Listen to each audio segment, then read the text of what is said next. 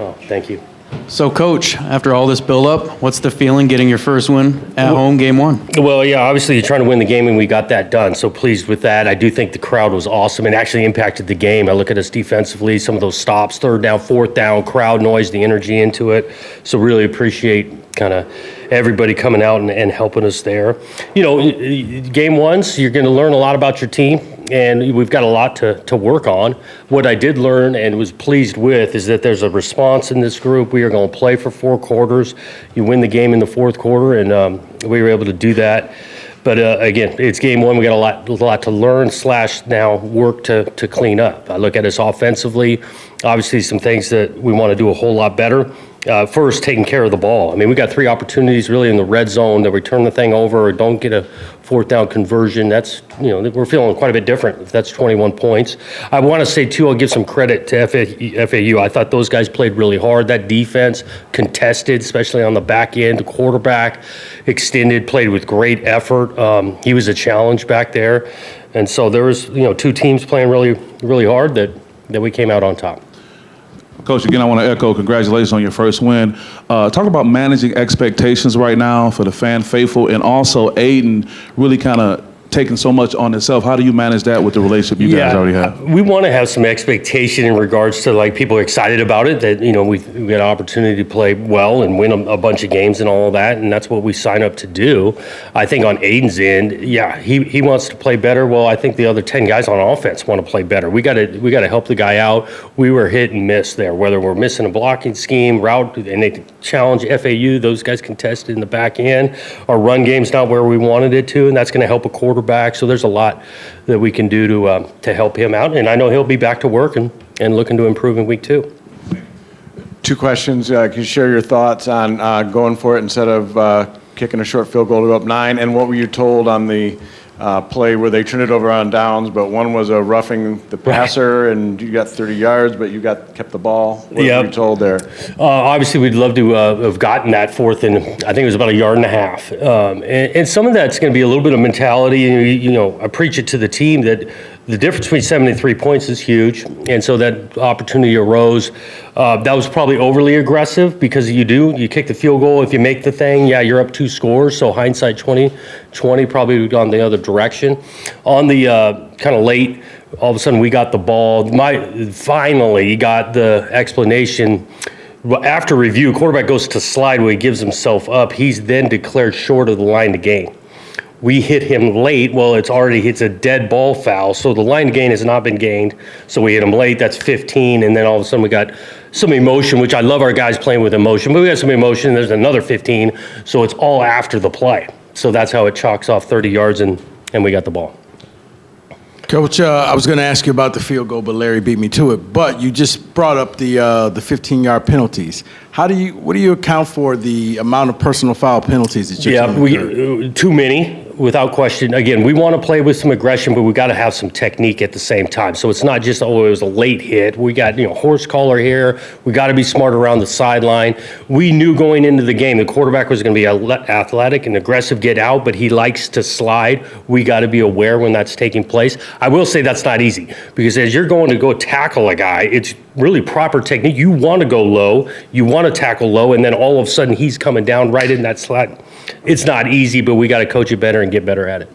Yeah, Coach, you just touched on it a little now, but obviously that ferociousness is kind of what led you guys to have some success on defense, but at the same time it led you to some trouble. What do you tell the guys to kind of keep them coming with that energy, but more smartly? Yeah, we just got to keep coaching it and how we finish plays, and just again gaining some awareness. We need them playing with energy, but at the same time not such out of whack that they can't have some awareness when how we're finishing plays, whether we're talking the sideline, on the quarterback, sliding. We got to be great with our hands. We got illegal hands to the face. We got it on, like I said, the horse collar. So a lot to tighten up.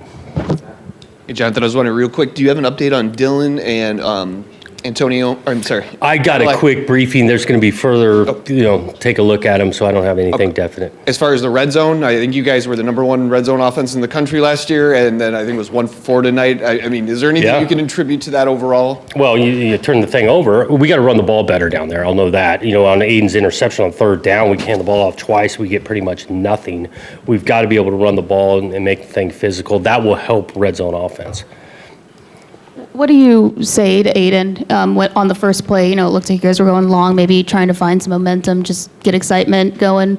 Yeah, I give that a little credit to FAU. Like, yeah, we had that lined up for what we want to do. He's looking at Velling. If not, he's going over the top. We went over the top, got one-on-one picture. The guy made a better play. And again, I'm sure watching the tape a little bit more, we can detail the route more. We need to stair step to be able to separate more. And then we got a little bit of pressure where he's moving his feet, so the timing's not quite right. That comes with a lot of the detail.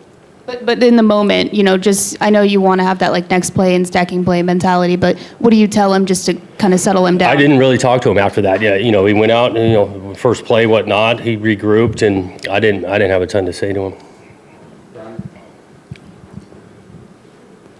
Okay, yeah, two questions, John. The play of Aiden, I mean, how would you assess the good and the bad there? Yeah, you know, I think he saw the field decent out there, you know, in coverage recognition. Could have been accurate a little bit on a couple of easier throws that he do. I do think he competed out there, ran with the ball, showed up a little bit. We got to keep the thing locked up because he put it on the ground. I think he got confused on the interception. He thought it was one coverage, and it wasn't. And that's, again, first game, there's a bunch of learning out there, and I know he'll learn from it. No, I know the early on, I mean, and I don't know if it was a play call and that was the specific, you know, first option, but it seemed like he was throwing a lot of deep shots early. I mean, would you have liked to see him maybe have more rhythm throws early on? I mean, and because it seemed like when he did have success, there was those, you know, play action rollouts. Yeah, we have a couple of different facets of our play action game. Early on, we did have an emphasis because we felt like the coverage was going to allow us to kind of put the ball up, stretch the field, and early on, that's what we called. Jonathan, the defense, obviously you're playing a quarterback who's a little bit one-dimensional, but pretty dangerous there. How do you assess the defense after week one, given that, you know, they didn't maybe face some of the coverage challenges you will down the road, but with what you saw in terms of getting after it and I do think the effort was there. I think we played multiple guys. We talked about it coming into the game. We were rotating the D line, secondary, a couple of guys going down, next guy up, inside linebackers. We got a third down package where you're seeing about 6 new guys come on the field. Loved that we played a lot of guys and played with some great effort. We had some communication misses that opened up a couple of things. We're going to play athletic quarterbacks. We got to do a great job trying to learn how to contain that. But overall, this ain't a game of perfect, and those guys played really, really hard for 4 quarters. Kind of going back to Aiden for a minute, you played the position. I guess, first of all, how much of a difference is there for a kid like that going from playing a series of game to a full game? And then after a game like this, from a mental standpoint, when he takes the accountability and everything else and he's still left with the bad plays that he feels like, how do you kind of direct him towards the positive and try and direct him to what he needs to do? Well, you know, even that question, I think about myself. My first start, we're playing at home, I had 5 turnovers. I think I threw 3 picks and fumbled the ball twice, 5, and we lost the game by 1. And so, you know, it goes back to the response, and this thing ain't easy. And again, it ain't all on him, and he knows this. I mean, we were going to see this route running, our splits, the protection here or there. I love the kid that he's competitive. He did some good things, enough good things for us to win the game, and he's 1-0, undefeated as a starting quarterback. Coach, did you see anything in Florida Atlantic's game plan on either side of the ball that maybe you weren't expecting? And if so, how did you adjust for that? Yeah, they gave us a couple pressures that we didn't anticipate seeing as much, that they kept on showing up. I can get kind of technical on you. We got some tight split stuff that, you know, that gave us some issues in the run game because they added some secondary players. So we needed to adjust to that a little bit. Jonathan, right here. I'm wondering, so this is your 7th game 1 as a head coach. I'm wondering, what have you learned about deciphering or noticing sort of what's just game 1 sort of sloppiness or nerves or whatever, things you can attribute to game 1 versus these might be issues for the season, you know? Well, you have some urgency to address them, to get them cleaned up in game 1. I think doing this now, like you're saying, seven years, I do think a little bit about week 1's kind of overreaction Saturday.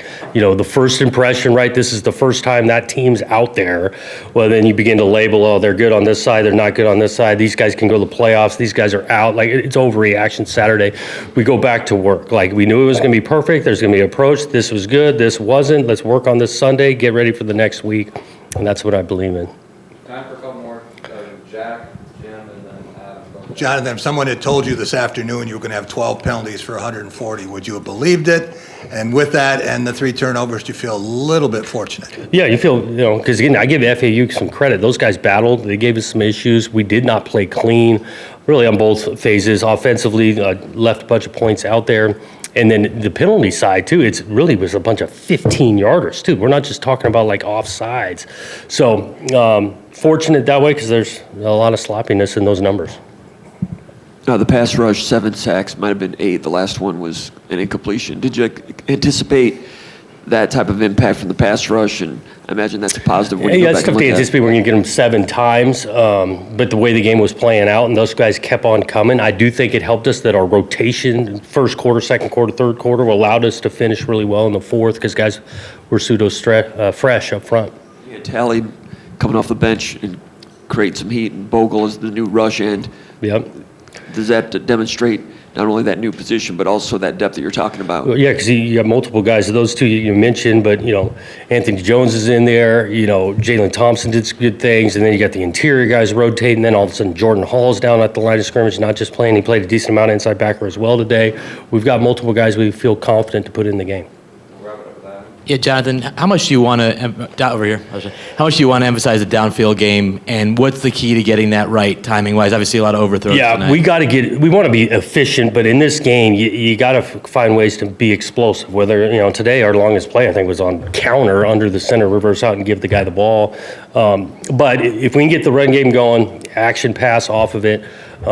We just got to be more efficient offensively and then finish. Like I'm getting at in the red zone piece, you get 21 points versus 0. This thing's totally different.